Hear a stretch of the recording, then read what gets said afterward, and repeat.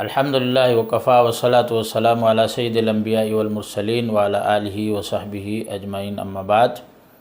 नाज़रीन अस्सलामु अलैकुम वरहमतुल्लाहि व बरकातुहू। रमज़ानुल मुबारक जो महीनो जेको पंहिंजे इख़्तिताम ॾे वधी रहियो आहे ऐं असां ॾिसूं था त 2 अशरा गुज़री चुका आहिनि। हाणे आख़िरी इहो अशरो असां वटि मौजूदु आहे। इन अशरे में हिकिड़ी राति आहे जंहिंखे लैलतुल क़द्र चयो वेंदो आहे। वॾी अज़मत वारी राति आहे। अल्लाह रब्बुल आलमीन फ़रमायो त ख़ैरु मिन अल्फ़ि शहर, यानी 1000 महीने खां बहितर राति आहे, यानी कि 83 साल खां ज़्यादा जी इबादत थिए थी। त अल्लाह ताला असांखे इहा राति ॾेई करे असां ते इहो अहसान फ़रमायो त असां इन हिकु राति में अमल करे जेको आहे 83 साल जी इबादत खां ज़्यादा जो अजर हासिल करे सघूं था। लैलतुल क़द्र खे लैलतुल क़द्र छो चयो वेंदो आहे, इन जूं 2 वजह अहले इल्म बयानु कयूं आहिनि। हिकिड़ी वजह त इहा आहे त क़द्र जी माना हूंदी आहे अज़मत वारी राति, फ़ज़ीलत वारी राति। ऐं अज़मत ऐं फ़ज़ीलत इन राति जी इन वजह सां आहे त इन राति में जिब्रील अमीन जो नुज़ूल थींदो आहे। इन राति में मलाइकनि जो नुज़ूल थींदो आहे। क़ुरान मजीद जो अल्लाह रब्बुल आलमीन नुज़ूल जो आगाज़ हिन महीने में कयो, इन राति में कयो। ऐं इबादत जो अजर जेको आहे अल्लाह तबारक व तआला अज़ीम करे वधाए करे ॾींदो आहे। इन जे लाइ हिन राति खे लैलतुल क़द्र चयो वेंदो आहे। ॿी वजह जेका अहले इल्म बयानु कई आहे उहा हीअ आहे त लैलतुल क़द्र में अल्लाह रब्बुल आलमीन जेके लोहे महफूज़ में तक़दीरूं लिखियल हूंदियूं आहिनि बनी आदम जूं, उन तक़दीरनि जूं लिस्टूं, यानी उन साल जेके कम थियणा हूंदा आहिनि, जंहिंखे फ़ौत थियणो आहे, जंहिंखे ज़िंदगी मिलणी आहे, जंहिंखे रिज़्क़ मिलणो आहे, जंहिंखे इज़्ज़त ज़िलत मिलणी आहे, इहे तफ़सीलात अल्लाह रब्बुल आलमीन फ़रिश्तनि जे हवाले कंदो आहे त हिन साल इहे कम थींदा। त इहे तक़दीर मां बि क़दर यानी तक़दीर खां माख़ूज़ आहे। त इन राति में अल्लाह ताला फ़रमायो सूरह दुख़ान में कि फ़ीहा युफ़रक़ु कुल्लु अम्रिन हकीम, कि हिन राति में हर हिकमत वारो फ़ैसिलो थींदो आहे। यानी फ़ैसिला त पहिरीं थी चुका हूंदा आहिनि, पर अल्लाह ताला इन्हनि फ़ैसिलनि जी तफ़सील जेका आहे उन साल जा जेके फ़ैसिला आहिनि उहे फ़रिश्तनि जे हवाले फ़रमाईंदा आहिनि।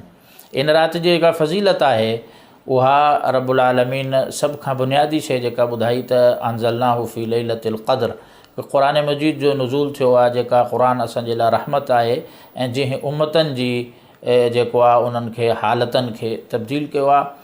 ॿी इन जी जेका फ़ज़ीलत आहे, वॾी बरकत वारी राति आहे, यानी इबादत जो अजर इंतिहाई वधी वेंदो आहे। जीअं त शुरू में असां ज़िक्र कयो त 83 साल खां ज़्यादा इबादत जो अजर आहे ऐं रब्बुल आलमीन हर नेकी खे 10 गुना वधाए जेको आहे ज़्यादा करे ॾींदो आहे। त 83 साल जी इबादत जो अजर पोइ उनखे 10 गुना जे वधाइजे त इहो बेशुमार अजर थी वेंदो आहे। इन हिसाब सां इहा बाबरकत राति आहे।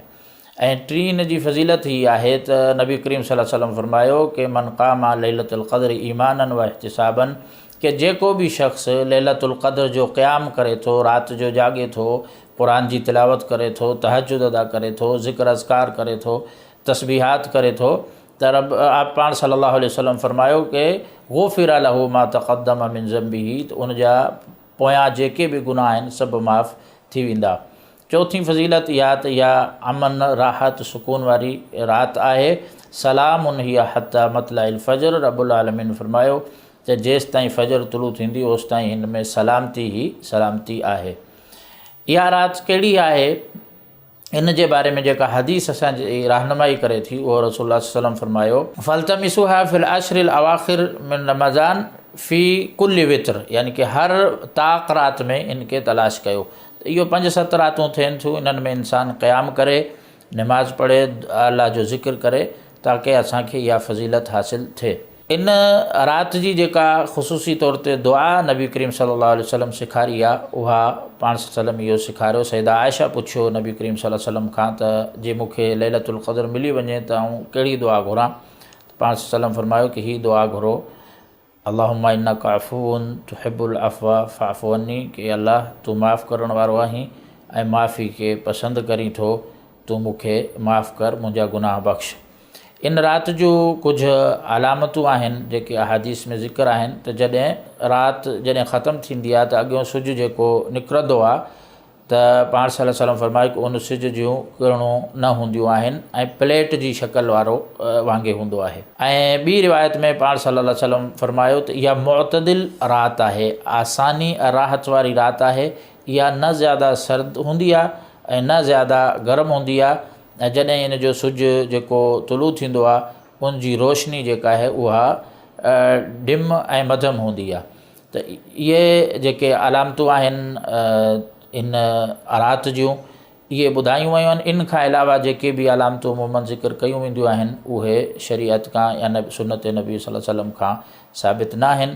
ऐं इन राति खे लिकाइण जी हिकमत छा आहे त इंसानु ज़्यादा खां ज़्यादा महिनत करे ऐं इबादत में ज़्यादा खां ज़्यादा दिलचस्पी सां जेको आहे उहो इंसानु शरीक थिए ऐं गुनाहनि खां बचण जी जेका कोशिशि करे, ताकी रमज़ान में इहो न थिए त जीअं सवाबु वधी करे मिलंदो आहे, इन तरह जॾहिं रमज़ान में इंसानु गुनाह कंदो त ज़ाहिरी ॻाल्हि आहे कि उन गुनाह जो बि जेको आहे ॾोह ज़्यादा थींदो। त इंसानु इन्हनि रातिनि में गुनाह खां बचे। इन जे लाइ अल्लाह रब्बुल आलमीन इहे 10 रातिनि में इन राति खे रखियो आहे। अल्लाह ताला खां दुआ आहे कि अल्लाह ताला इन राति खां असांखे फ़ाइदो हासिल करण जी तौफ़ीक़ ॾे। इन्नहु वलिय्यु तौफ़ीक़। सुब्हान रब्बिक रब्बिल इज़्ज़ति अम्मा यसिफ़ून व सलामुन अलल मुरसलीन वल्हम्दुलिल्लाहि रब्बिल आलमीन। सब्सक्राइब करें और बेल आइकन पर क्लिक करें ताकि आपको बर वक्त हमारी वीडियोस का नोटिफिकेशन मिल सके।